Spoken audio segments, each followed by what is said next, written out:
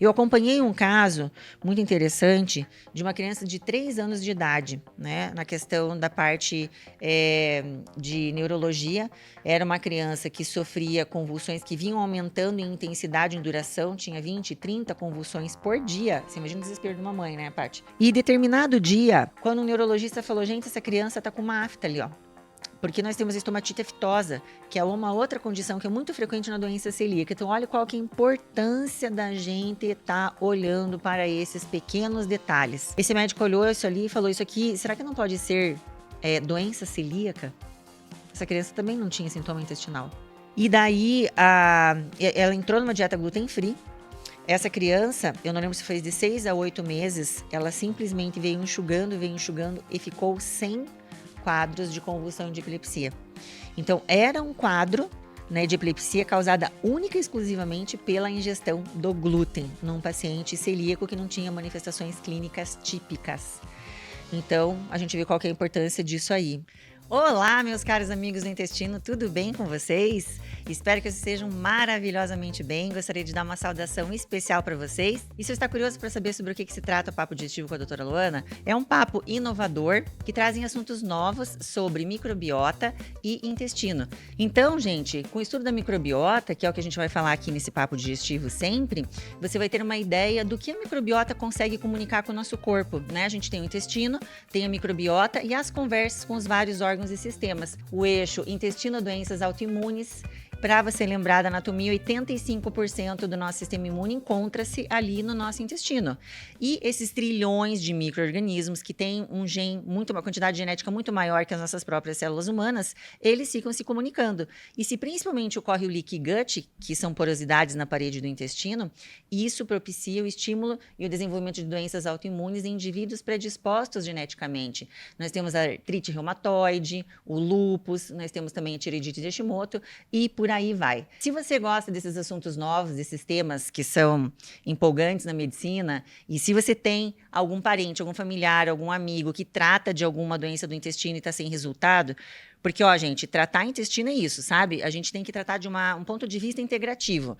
Não adianta eu tratar intestino e saber que rosácea é uma questão que está muito ligada com a questão intestinal e não fazer um tratamento casado, né? Então, sempre que eu falo para os meus pacientes e falo aqui para vocês, o objetivo do nosso episódio é sempre trazer informação para que vocês entendam que a gente tem que arregaçar a manga e tem que achar a verdadeira causa da doença e não ficar só tratando e maquiando sintoma, que isso não vai trazer o resultado para você. Então, se vocês têm interesse nesses assuntos e parentes ou familiares interessados em melhorar e conhecer mais sobre a sua saúde, manda um link aqui do nosso episódio e também curte, tá? Se você puder, dá um joinha ali, porque assim o YouTube entende que essa é um material relevante, ajuda a gente a pulverizar essa informação que é do bem, e também a tua opinião é muito importante para mim, porque assim eu consigo nortear os temas dos próximos episódios.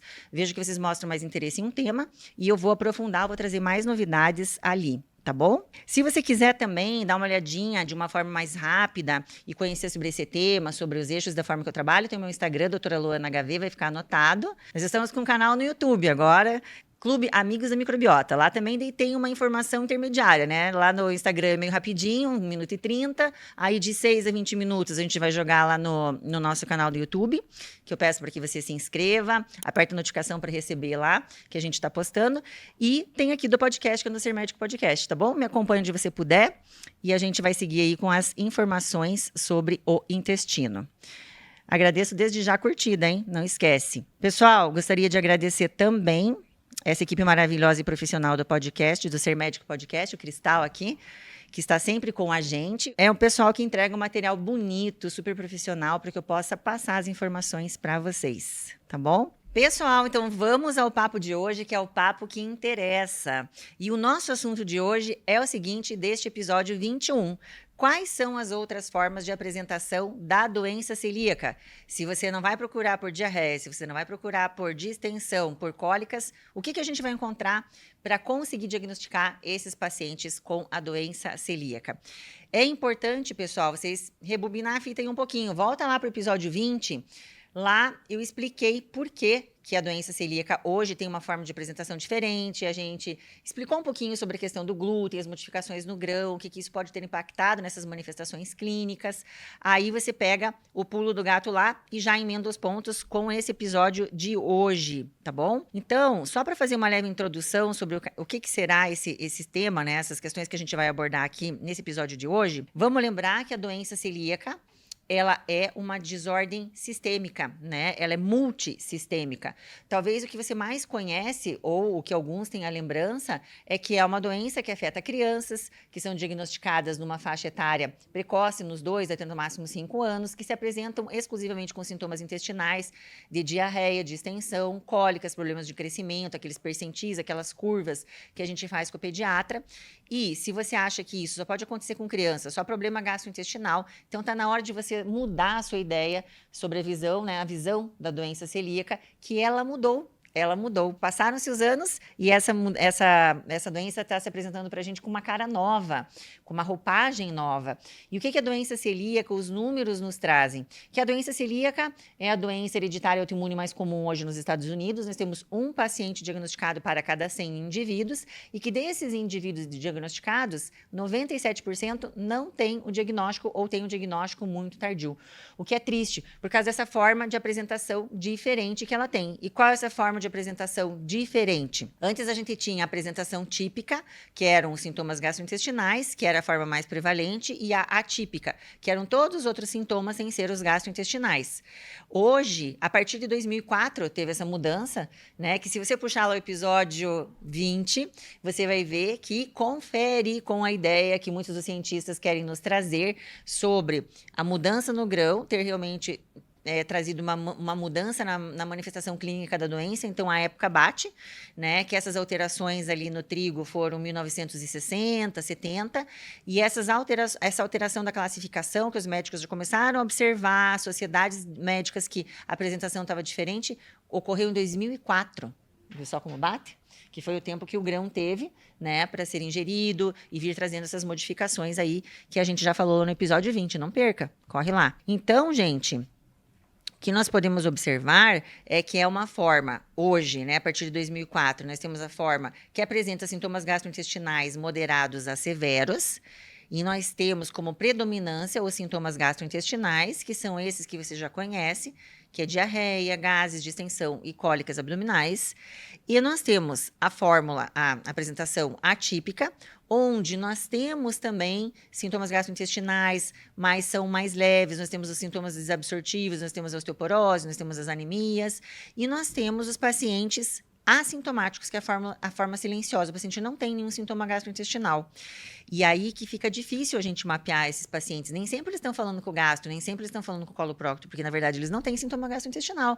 Então, aonde estão esses pacientes? Eles estão correndo aí, levando seus sintomas, que são de outros locais, né? Decorrentes das desabsorções, das complicações, desses outros sinais e sintomas que a gente vai falar hoje.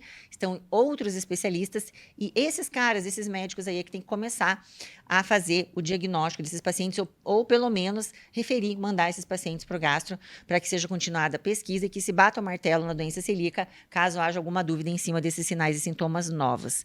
Lembrando, então, que de cada 6 pacientes que apresentam a forma atípica ou a silenciosa, nós temos somente um com o sintoma gastrointestinal, tá? Vai vendo aí a importância das informações que a gente tem hoje aí para trabalhar.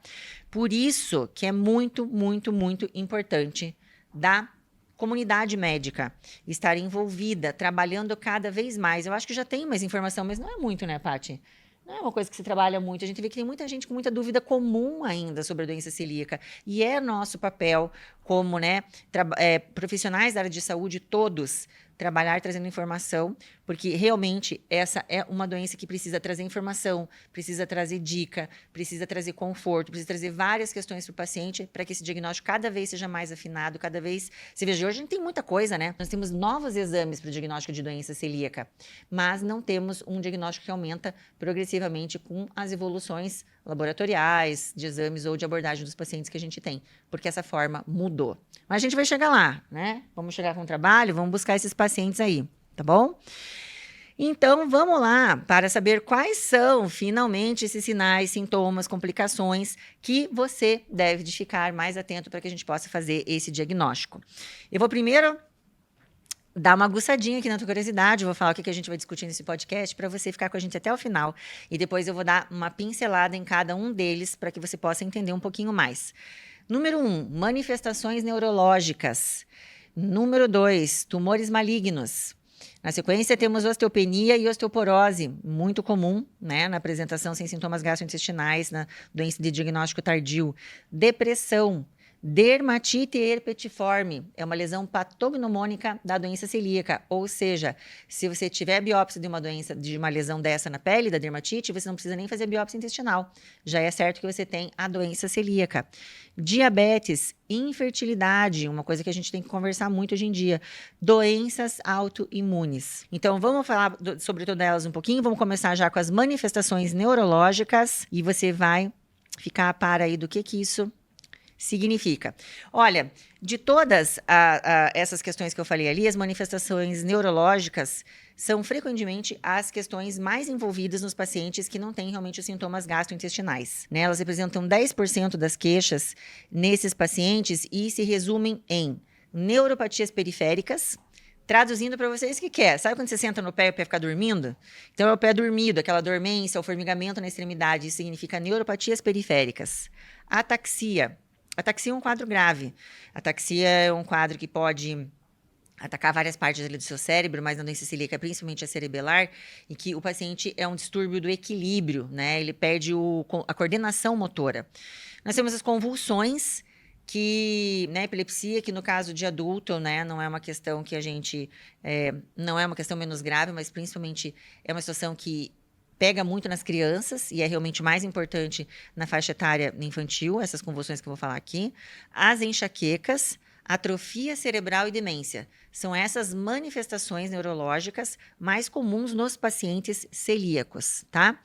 Neuropatia periférica, que é essa que eu te falei, que é o pé dormindo, a mão dormindo, o paciente geralmente fala assim: doutor, eu tô começando à noite, eu acho que eu dormi numa posição diferente, meu pé dormiu, eu acho que eu dormi com o meu braço embaixo do travesseiro, eu acordei com a minha mão formigando, eu não tinha, mas agora quando eu tô trabalhando eu começo com formigamento no pé. Então o paciente geralmente traz isso, ocorre em 10% dos pacientes, como eu já falei, e isso é uma condição em que a gente dá uma definição genérica, que é uma falta de função dos nervos.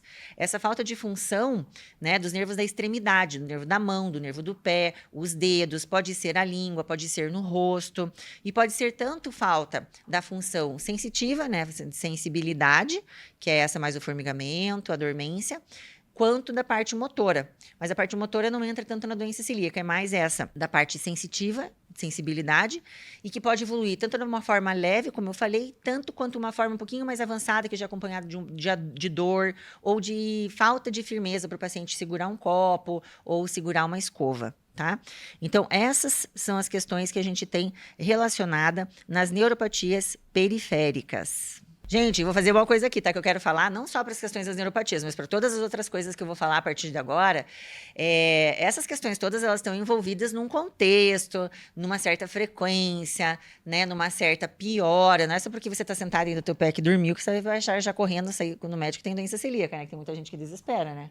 Ó, isso aí eu super tenho. Não, gente, não é o caso, tá? Então, encaixa dentro do contexto. Ataxia, que eu falei que é uma questão do distúrbio de equilíbrio, né, com perda da coordenação motora. Quando essa é uma questão que, se você observa em alguém uma perda da marcha, o paciente está andando e vai perdendo equilíbrio, tem que levar para investigar. Porque quando a gente faz o diagnóstico de doença celíaca através da ataxia cerebelar, essa ataxia já está evoluída, né? Ela já cometeu alguma área ali do seu cérebro, no caso é o cerebelo, pode atingir outras áreas, mas a partir do momento que a gente faz o diagnóstico e coloca o paciente em tratamento, que hoje não existe tratamento medicamentoso para doença celíaca, o único tratamento é a dieta isenta de glúten, né, a dieta gluten free. Então, o que acontece? A partir dali, a gente consegue interromper esse processo. Só que o que lesionou, a gente não consegue reverter mais, porque tem muitas das questões, dessas manifestações, esses sintomas, que se a gente para a dieta com o glúten, essas situações regridem. Infelizmente, não é o caso dessa condição séria. Tá? Então, uma coisa que a gente tem que prestar atenção é como os nossos familiares, nossos amigos estão caminhando, nossos pacientes, né? E em vários estudos mostram que de todas essas manifestações neurológicas que eu vou falar, essa, infelizmente, é uma das mais comuns. Se viu que a neuropatia periférica é 10%. Nos trabalhos, já essa ataxia chega a envolver os pacientes em 9 a 15% e, infelizmente, a grande maioria deles sem sintomas gastrointestinais também, tá? Eu vou reforçar isso aqui, ó, gente, porque essa é a mensagem que tem que entrar, tá bom? Epilepsia, como eu falei, acomete 3 a 5% desses pacientes com a doença celíaca. A epilepsia é a segunda maior causa de desordem neurológica, perdendo apenas para o infarte, né, para o derrame. E se pesquisa muito por que acontece essa relação. Nas crianças, nós temos estudos mais robustos, mais comprovações, e realmente eu já vou citar um caso que eu acompanhei, e está muito mais linkado a epilepsia na criança com a doença celíaca. Já nos adultos, tem alguns estudos que divergem, falando que sim, pode ser da doença celíaca, e deles apresentam algumas questões, mas tem alguns estudos que ainda falam que a epilepsia é uma entidade diferente, né? É uma paciente com doença celíaca e também com epilepsia. Então, fica aqui só essa relação que eu queria colocar. Eu acompanhei um caso muito interessante de uma criança de 3 anos de idade, né? Na questão da parte de neurologia. Era uma criança que sofria convulsões que vinham aumentando em intensidade e em duração, tinha 20, 30 convulsões por dia. Você imagina o desespero de uma mãe, né, Paty? E essa criança já estava com consequências do impacto físico, do impacto emocional, os pais super abalados, estavam tratando com anticonvulsivantes tradicionais, e essa criança era refratária ao tratamento, né? Então, ela não respondia de uma forma adequada. Foi trocado, foram feitos outros exames, pesquisadas outras doenças, e essa criança vinha progredindo de uma forma negativa dentro desse quadro das convulsões. E determinado dia, um médico neurologista, não vou puxar a sardinha para mim, não tinha nenhum gastro envolvido no acompanhamento desse paciente, quando um neurologista falou: gente, essa criança está com uma afta ali, ó. Porque nós temos a estomatite aftosa, que é uma outra condição que é muito frequente na doença celíaca. Então, olha qual que é a importância da gente estar olhando para esses pequenos detalhes. Esse médico olhou isso ali e falou: isso aqui, será que não pode ser doença celíaca? Essa criança também não tinha sintoma intestinal. Aí a equipe sugeriu para os pais, né, para que se fizesse a endoscopia com a biópsia, que é o padrão ouro ainda hoje de diagnóstico, né, para comprovar, para ter, olha, seu filho tem isso, é a biópsia. E daí ela entrou numa dieta gluten-free. Essa criança, eu não lembro se foi de 6 a 8 meses, ela simplesmente veio enxugando e ficou sem quadros de convulsão de epilepsia. Então, era um quadro, né, de epilepsia causada única e exclusivamente pela ingestão do glúten num paciente celíaco que não tinha manifestações clínicas típicas. Então, a gente vê qual que é a importância disso aí, né? E até onde eu me lembro, essa criança, eu ainda tive contato com esse grupo por uns 2 anos, e essa criança tinha ficado bem. Então, essas são as questões que a gente tem que trabalhar. Enxaqueca, olha lá. Enxaqueca na população geral é 0,4% incidência. Na população de celíaco, 4%. Tem alguns trabalhos dizendo que tem alteração da pressão do fluxo sanguíneo nos vasos cranianos, né? Tem várias teorias. Outros falam que pode ser das reações alérgicas alimentares que acontecem a nível do intestino, porque a partir do momento que a pessoa está sendo exposta ao glúten, tem aquela lesão nas vilosidades, né, que eu já comentei lá no outro podcast, que o glúten é visto como um inimigo pelo nosso sistema imune. Ele passa o epitélio e se aloja dentro da mucosa. O nosso sistema imune quer se livrar dele, que vê como um invasor, lança uma resposta inflamatória. Se esse glúten não sai dali, essa resposta inflamatória ela cresce em intensidade, vai destruindo essas vilosidades.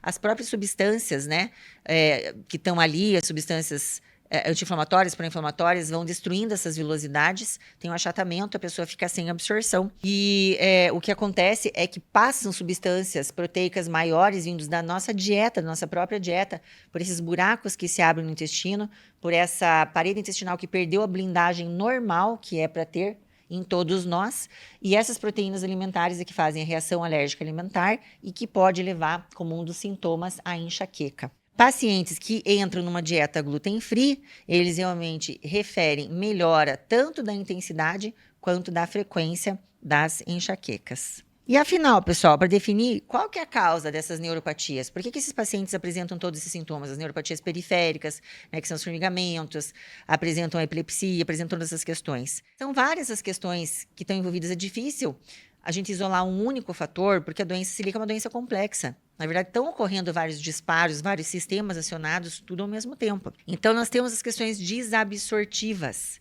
né? E quando a gente tem as questões desabsortivas, se a gente não tem vitamina do complexo B, vitamina B12, não tem a vitamina E, a gente pode ter a neuropatia periférica. Se a gente não tem a questão de cálcio, magnésio, pode ter a questão de enxaqueca, são todas essas questões. Então, falta de nutrientes, vitaminas e minerais pelas questões desabsortivas que ocorrem ali nas vilosidades, como eu expliquei, esse próprio processo inflamatório achatando as vilosidades, pode levar a isso.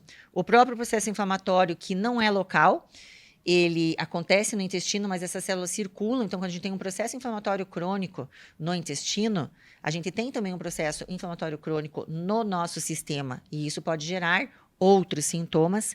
E também tem algumas questões autoimunes ligadas aí. Então, essas são as prováveis causas de por que a gente apresentaria essas manifestações neurológicas. Tumores malignos. Esse aqui tá um grande ponto, uma grande questão que a gente tem que ficar muito atento nas questões dos pacientes celíacos. Quando a gente fala que a doença celíaca está realmente envolvida com vários sinais e sintomas, com certeza vale dizer que aqui essa é a maior, a mais importante e a mais complicada delas. Quando nós pronunciamos a palavra maligno, isso é uma questão que já traz um certo terror, tanto para o médico quanto para o paciente, principalmente. E quando o paciente não tem nenhum sintoma gastrointestinal, se pensa que esse paciente, para você, está chegando com uma complicação de uma doença não tratada, que é um tumor maligno. O que pode acontecer nesses casos, esse paciente ainda perdeu a oportunidade do diagnóstico da doença celíaca. Porque vamos combinar que o diagnóstico de uma doença maligna, ele esmaga qualquer outro diagnóstico, gente. Né? Se você recebe um diagnóstico, se o médico dá um diagnóstico de um câncer, o que você está menos preocupado é procurar outra coisa. Né? Então, nossa, já estamos com um diagnóstico maior. Então, tem toda uma questão psicológica, uma questão de atender esse paciente nesse momento, mas eu vou chamar atenção para alguns tipos de tumores aqui que nós não podemos deixar descobertos, porque esses tumores têm alta relação com a doença celíaca. Então, se um paciente chegar com isso, infelizmente a gente ainda vai ter que prosseguir com um certo tipo de investigação e ver, poxa, será que esse paciente que está com esse tumor ele não decorre de uma doença celíaca não diagnosticada e não tratada? Então, é isso que a gente vai ter que ver. Por quê? Porque a evolução da doença celíaca pode trazer outras situações complicadas e pode, inclusive, dificultar, pela questão desabsortiva, a recuperação desse paciente frente ao tratamento deste câncer diagnosticado, que foi o que trouxe ela para a mesa do médico, né? Então, o que eu gostaria de falar para vocês é essa questão dos tumores aqui para vocês prestarem atenção, tá? Olha só como é a alta incidência. Nós temos, por exemplo, o adenocarcinoma do intestino delgado. É um tumor muito raro na população geral. É muito difícil de achar. Mas na população dos pacientes celíacos, é 33 vezes maior que na população geral. Então, chegou um paciente desse, acendeu a luzinha, né? Ou se você tem alguém na família. Melanoma. Melanoma é 5 vezes mais comum em pacientes com doença celíaca. Câncer de esôfago, principalmente do tipo escamoso, 12 vezes mais comum na população de celíacos do que na população geral. Tumores de tireoide, 22 vezes mais comum nos pacientes com doença celíaca. E nós temos um tumor, que é um tumor que não é fácil da gente conduzir, que é o linfoma, 9 vezes mais comum, né, nos pacientes com doença celíaca, pode cometer o intestino delgado e outros locais, tá? Então, entender que se a pessoa sinaliza com esses tumores, pessoal da coloprocto, da onco, nós da gastro, nós temos que fazer essa pesquisa e ir para frente, tá? Para poder ajudar ao máximo o nosso pacientinho. O que você pode ficar preocupado? Você que é celíaco e do outro lado. Gente, eu não sabia que eu tinha toda essa chance de ter esses tipos de tumor, ou ninguém me avisou, ninguém me falou. Essa incidência que eu tô falando é para os pacientes que não tiveram diagnóstico ou não estão recebendo tratamento, tá? Quando os estudos acompanham os pacientes que são tratados, essa incidência cai. Esse tratamento ele deve persistir, pelo menos com uma dieta gluten-free, para baixar essas incidências durante 3 a 5 anos, para a gente conseguir reduzir esses números, que são maiores, são mais gritantes, são mais agressivos ali na população com a doença celíaca. Tem, na verdade, alguns trabalhos que não são muito bem taxativos na questão do linfoma. Alguns chegam a passar para a gente, né? Concluem que o linfoma é um tumor que, mesmo na dieta sem glúten, ele continua com uma incidência alta, que é 9 vezes maior que na população geral. E o que fazer, gente? O que fazer? Nós temos que fazer bom uso da informação. Ninguém tá para fazer terrorismo, nenhum médico tá para fazer terrorismo, nenhum médico tá para fazer uma informação que apavore o paciente. Todas essas informações são para prevenção. E a gente tem que sentir hoje beneficiado, grato de ter tanta informação e a gente poder acessar melhor os pacientes. Então, com essa informação guardada, né, nós sabemos que os pacientes celíacos, eles requerem um acompanhamento, né, às vezes no começo mensal, depois trimestral, depois semestral, depois anual, e todos esses cuidados vão ser orientados para que esse paciente com doença celíaca tenha mais saúde. Então, fique tranquilo, você está sendo acompanhado por um médico, tá? Que todos esses cuidados vão estar aí voltados para você. Bom, gente, saindo das questões ali dos tumores malignos, nós vamos entrar na osteoporose. E olha só, a osteoporose é uma doencinha silenciosa também, né? Quando é que a gente sabe que tem osteoporose? Quando cai, quebra o osso, né? É verdade. Então, silenciosa tanto quanto a doença celíaca. Então, a gente talvez aí descobrir nessas questões. E o que a gente observa nos pacientes que têm a osteoporose são pacientes já de longa data, né? Osteoporose significa poros no osso. Então, a desmineralização, ó, trava-língua, desmineralização, a questão de você ter a densidade óssea diminuída, ela não acontece assim rapidamente, né? Então, são questões desobstrutivas mais de longo prazo. Só para curiosidade, aproximadamente 75% dos casos novos de diagnóstico de doença celíaca já apresentam algum grau, né, de alteração na densidade óssea, e desses 75, 35 já tem realmente osteoporose, tá? Algumas coisas para você evitar a osteoporose, né, gente? Que a gente tem que ver. Mulheres têm mais uma incidência maior, principalmente na menopausa. Então, tem que cuidar da dieta, tem que cuidar da suplementação, tem que fazer um perfil metabólico hormonal, ver a questão da vitamina D, do cálcio iônico, do PTH, para que esses pacientes sejam bem amparados. O cálcio não é o único micronutriente que faz a trama óssea, tem outras, né? Então, a gente tem que fazer uma avaliação desses pacientes. Algumas coisas que podem prejudicar: fumar, o álcool, uso de esteroides, né? Hormônios esteroides, dietas pobres, vida sedentária. Então, se você é um paciente celíaco, bora lá se mexer e cuidar da vida saudável, né? Dos hábitos saudáveis. Outra coisa aqui, ó, que é uma coisa muito, muito trabalhada nos pacientes celíacos, aliás, pacientes portadores de doenças crônicas, né? Depressão. Depressão a gente até abordou esses dias, né, Paty? Ansiedade e depressão no Brasil, um número enorme de gente deprimida. Só perde para os Estados Unidos o número de pessoas com depressão. Aqui na questão da doença celíaca, o que nós temos? Segundo o DSM, que é um manual de diagnóstico de doenças mentais, o DSM-4, né, que é a quarta edição, o paciente ele deve apresentar pelo menos 5 desses itens que eu vou ler. Eu vou ler aqui para vocês, para passar certinho o que significa, para definir que o paciente possa ter um quadro de depressão. Tristeza ou ansiedade ou humor vazio, né? Aquela pessoa que realmente está indiferente ao cenário aqui. Sentindo-se sem esperança ou pessimista. Sentimento de culpa ou, na tradução seria desnecessário, mas eu acho que seria descartável, né? Aquela pessoa que sempre, puxa, não faz diferença para ninguém, né? Perder o prazer nas atividades que antes tinha prazer. Então, não é assim, tá faltando estímulo, tá faltando ânimo, eu vou lá na academia, mas quando chegou lá, ó, tá legal, gostei de fazer. Não, não tem prazer. Inclusive, na questão do sexo, a gente chama de anedonia. A pessoa não tem prazer em nada, nenhuma atividade que ela faz e que antes tinha. Pensamento de morte ou suicida, diminuição da energia, e a partir de agora, ó, eu deixei eles juntos, são 6 itens que quando a gente passa questionários, né, questionários de avaliação, questionários de qualidade de vida, questionários de antes de receber o diagnóstico, de depois, de acompanhamento dos pacientes celíacos, grande parte dos pacientes celíacos citam esses últimos 6 aqui, ó, que é diminuição da energia, fadiga, dificuldade de concentração ou de memória, dificuldade com o sono, ou fica com muito sono, ou fica com pouco sono, a insônia, mudanças do apetite, ou com perda de peso ou ganho de peso, irritabilidade, né, uma tradução aqui que é importante, que é fúria, o paciente fica muito, com um comportamento muito diferente, e sintoma físico persistente não respondendo ao tratamento. O que é isso? Então, você tem uma dor, toma remédio para dor, não passa. Você tem um sintoma gastrointestinal, toma remédio para isso, não passa. Tem uma enxaqueca, não passa. Então, são sintomas físicos persistentes e que não respondem ao tratamento. Então, esses últimos 6 muito relacionados com a questão dos pacientes celíacos. E a causa, gente, da depressão no paciente celíaco? Bom, vamos ter uma conversa franca aqui, né, sobre essas questões. E eu achei bem interessante as causas pontuadas, inclusive tirada de alguns questionários, né? Por exemplo, nós sabemos que toda situação crônica, né, é uma situação que pode levar a uma tristeza, né? E dependendo da capacidade do indivíduo de absorver essa tristeza, porque não pode levar a uma depressão. Se pensa o paciente, às vezes, lembra que eu falei que o tempo médio de diagnóstico da doença celíaca, pasme, gente, é uma coisa que a gente tem que correr muito atrás, é de 8 a 10 anos. 8 a 10 anos o paciente andando por aí, perdendo qualidade de vida, né? Perdendo, às vezes, de rendimento em trabalho, em relacionamento, poliqueixoso, às vezes nem ele acredita mais no que ele sente. Pensa o que isso não gera dentro de um indivíduo, né? Sem solução. O troço vai e volta, vai e volta. Então, as doenças crônicas, todas as questões crônicas, elas trazem a depressão, podem trazer a depressão.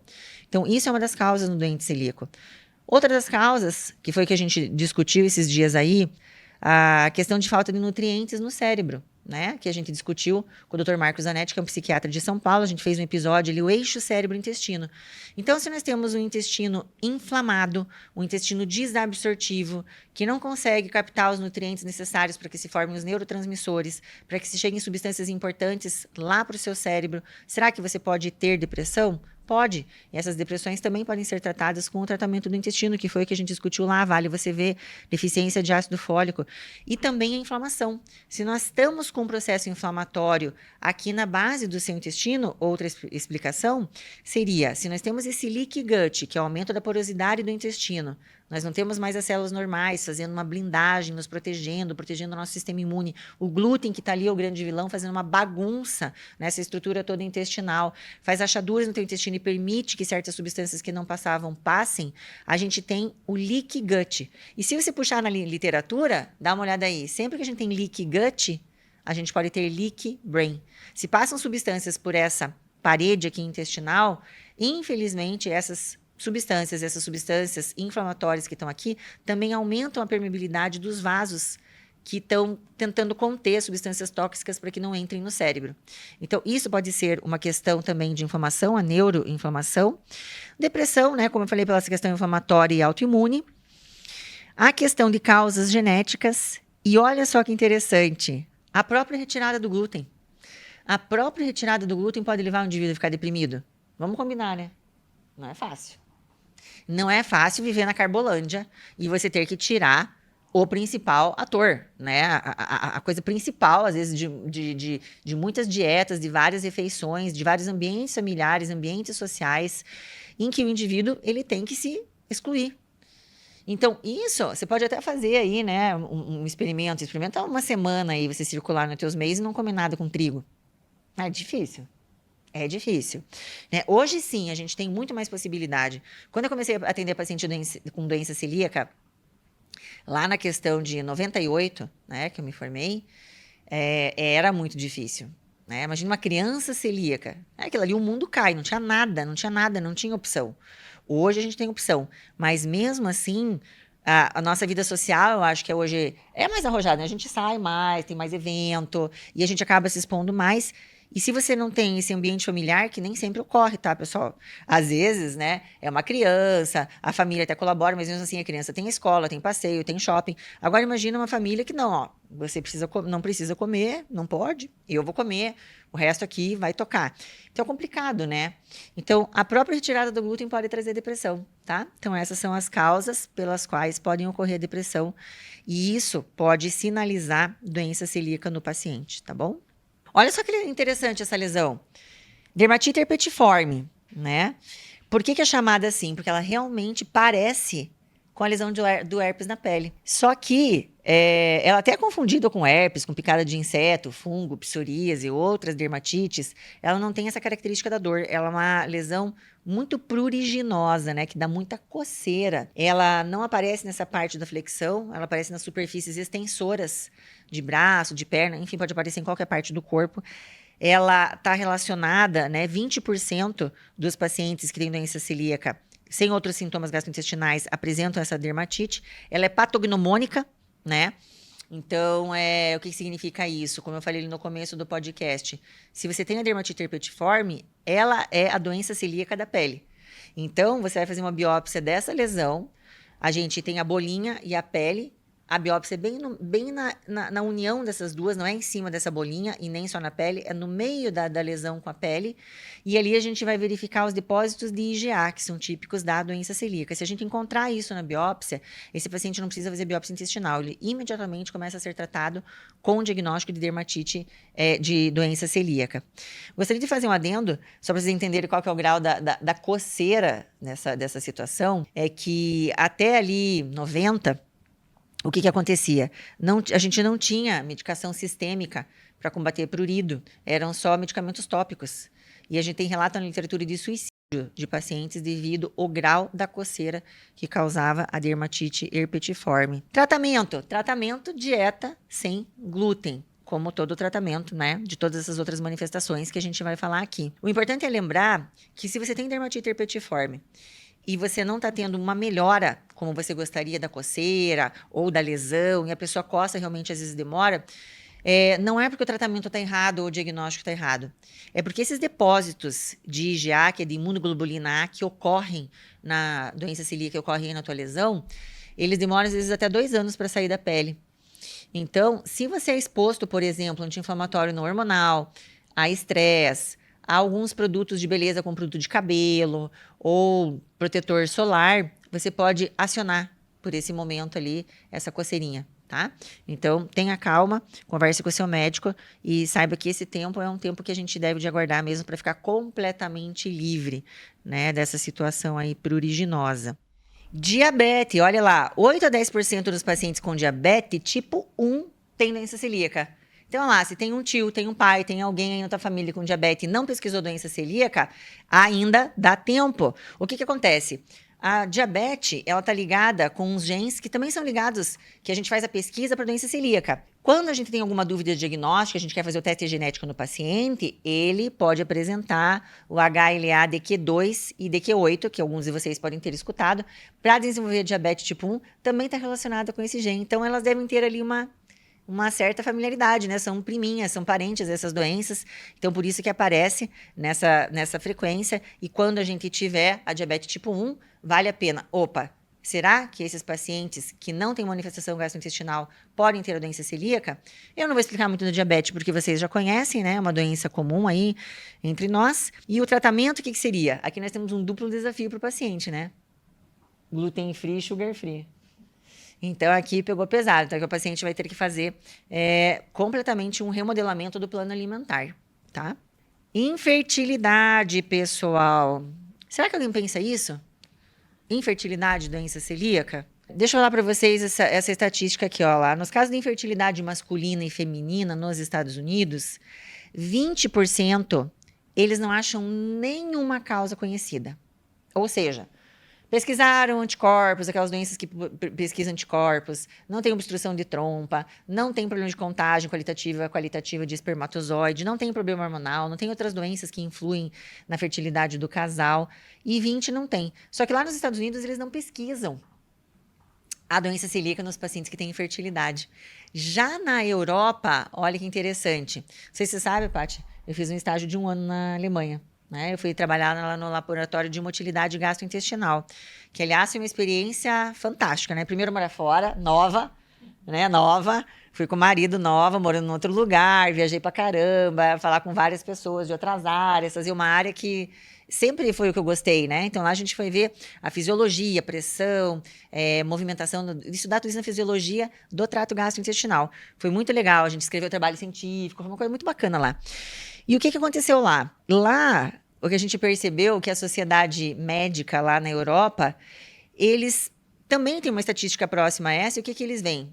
Gente, fertilização é um processo que custa tempo, custa parte física, custa parte emocional, custa dinheiro, né? É todo um processo delicado.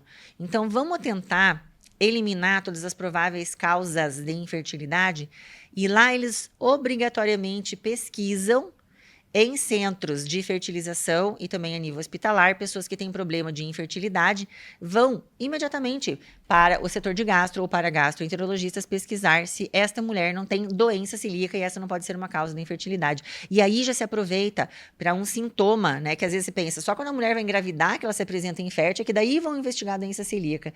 Então ela aqui tem uma janela de oportunidade de fazer um diagnóstico ainda.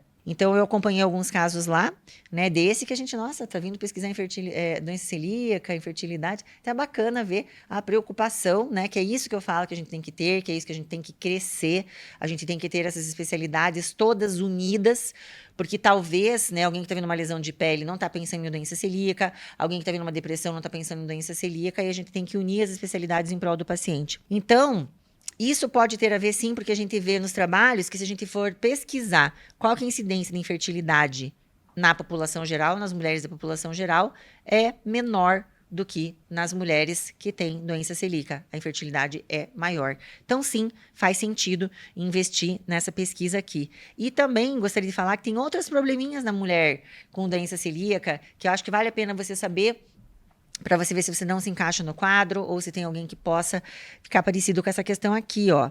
Atraso na menarca, ou seja, atraso na primeira menstruação. Essa mulher com doença celíaca tem a menstruação mais tardia e tem, ao mesmo tempo, a menopausa adiantada. Então, ela tem a primeira a menstruação tardia, a menarca tardia e a menopausa precoce. Isso é uma coisa da doença celíaca. Tem ciclos menstruais irregulares, tem abortos espontâneos, não sabe por quê. Puxa, se consegue engravidar, perde. Tem baixa libido, tem alta mortalidade perinatal, bebês com baixo peso, baixo tamanho e menor duração no período de aleitamento materno. Então, são todas essas questões. Se você é celíaco, às vezes até consegue passar por uma gravidez, mas cheio desses problemas, todas essas questões, também vale a pena fazer a pesquisa de doença celíaca. Interessante isso, né, Paty? É. Doenças autoimunes e outras doenças associadas que eu quis colocar aqui junto, que são doenças conhecidas, você vai ver que é legal a gente fazer essa associação aqui. Doenças autoimunes, olha só. Se a gente pegar a população geral, qual que é a incidência de doença autoimune? 3%. Eu, 2%. 3%. 3%. Qual que é a incidência dos pacientes com doença celíaca e as doenças autoimunes? 30% a incidência de doença autoimune. Então, é interessante a gente conhecer que doenças autoimunes que o paciente tem, assim como nos casos dos tumores malignos, né? Que, opa, tem que dar uma olhadinha ali para ver se não está demandado com a doença celíaca, tá? Vou falar aqui algumas delas, que são as importantes. Doenças da tireoide. Tanto a tireoidite de Hashimoto, né? Que ela oscila, é uma doença que tem predominantemente o hipotireoidismo na apresentação clínica, mas pode fazer quadros de hiper. E a doença de Graves, que é o hipertireoidismo. Síndrome de Sjögren, né? Quem sabe vocês já escutaram. É aquele paciente que tem o olho seco e a boca seca. São pacientes que têm uma resposta de autoimunidade voltada para as glândulas lacrimais e para as glândulas salivares. Doença de Addison é uma doença que comete a sua adrenal e você não vai produzir alguns hormônios importantes que tem ali. Cortisol, aldosterona, alguns dos hormônios esteroidais. Doença autoimune do fígado, cirrose biliar primária. Olha só essas conexões, gente, que vai ampliando a sua mente aí. Tudo isso a gente tem que fazer conexão com doença celíaca, tá?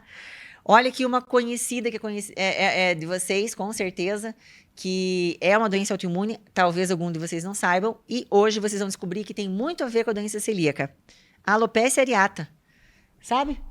Quando o paciente tem aquele estresse, cai o cabelinho, vai caindo várias bolinhas assim de cabelo, ela tem a ver com doença celíaca, tá? Fala lá com o seu dermatologista. Lúpus, outra doença super comum, né? Autoimune conhecida, e artrite reumatoide, tá? Essas são doenças autoimunes que mais têm ligação, mais têm relação, mais andam de braço dado com a doença celíaca. Outras situações que eu gostaria de citar, que eu acho importante, que eu acho que talvez vocês também conhecem, fibromialgia. Olha, fibromialgia, que são aquelas dores musculares, gatilho, tem que fazer um diagnóstico todo, tem a ver com doença celíaca. Estomatite aftosa. Lembra que eu falei do caso do menininho ali, do pessoal da neurologia, que tinha umas aftas na boca e por causa disso descobriu que ele tinha doença celíaca. Esclerose múltipla, crianças com transtorno do espectro autista, tem que pesquisar a doença celíaca. Esquizofrenia. Esquizofrenia e doença celíaca e as alterações, né, do cérebro são muito estudadas. Tem estudos muito interessantes sobre isso daí. Síndrome de Raynaud, não sei se vocês sabem, síndrome de Raynaud é quando você tem uma alteração na microcirculação. Aqui em Curitiba, eu acho que tem mais, porque quando você vai fazer, né, o homem vai fazer a barba, você vai lavar o seu rosto de manhã, você vê que tem uma alteração no vaso do dedo, o teu dedo fica completamente branco, principalmente esses últimos dedos aqui da mão. Então você vê que o teu dedo fica branco, fica desesperado. Isso aqui é isso, gente, é síndrome de Raynaud, uma alteração vascular, tem a ver com a doença celíaca e a alteração nos esmaltes do dente. Às vezes você tá lá no teu dentista e tá falando, gente, nós estamos tratando aqui, mas teu esmalte tá com problema, teu esmalte, ó, acende luzinha, doença celíaca, tá bom? Eu acho que era isso, hein, Paty? Deu para dar uma visão aí, né? Então, momento reflexão para a gente terminar este episódio sobre sintomas não gastrointestinais, mas sintomas extraintestinais da doença celíaca. Gente, a medicina é linda, né? É linda e a gente tem que estar estudando, tem que estar acompanhando, tem que estar prestando atenção na evolução da medicina, em tudo que ocorre, tanto na questão de medicamento, técnicas laboratoriais de exame, exames de imagem, e a gente tem que estar muito atento ao nosso paciente. Esse estudo todo nosso proporciona que a gente atenda melhor você. Então, esse é o nosso esforço. O momento de reflexão é o esforço que o médico tem que fazer hoje para que a gente consiga juntar todas as peças do quebra-cabeça e colocar o paciente com o diagnóstico correto. Porque no caso da doença celíaca, como eu falei para vocês, não impacta só na qualidade de vida do paciente, né? Você tirou todos esses sintomas que vem arrastando esse paciente, tirando a energia e deixando com que ele não evolua de uma forma tão adequada na sua vida de relacionamento, profissional, de lazer. A doença celíaca tem essas questões mais graves que a gente falou. Então, fazer esse diagnóstico correto é fundamental, ok? Não esqueça de, volta lá, vai lá no episódio 20, que eu queria que vocês dessem lá, por que a doença celíaca se apresenta dessa forma diferente, junta com esse, que são qual é a forma diferente, e espalhe para os seus amigos, seus familiares, em que você acha que pode realmente ganhar um benefício disso, tá bom? Obrigada por você nos acompanhar até aqui e acompanhe o nosso próximo episódio.